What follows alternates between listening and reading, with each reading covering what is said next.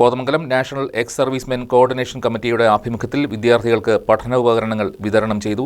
ജവാൻ ex servicemen cooperative society പ്രസിഡന്റും national ex servicemen coordination committee vice പ്രസിഡന്റുമായ സരിദാസ് നാരായണൻ നായർ ഉദ്ഘാടനം നിർവഹിച്ചു.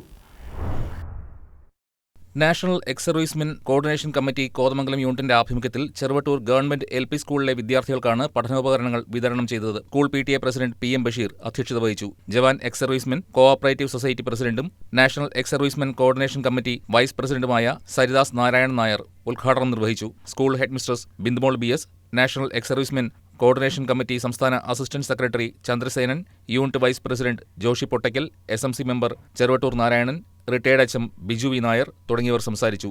ജവാൻ society honorary secretary MM Meeran, national ex servicemen coordination committee വനിതാ forum president Sreeja Divakaran, വിമുക്ത ഭടന്മാരായ Abdul KM, ET Divakaran, Ashok Kumar, TA Jose തുടങ്ങിയവർ പരിപാടികൾക്ക് നേതൃത്വം നൽകി.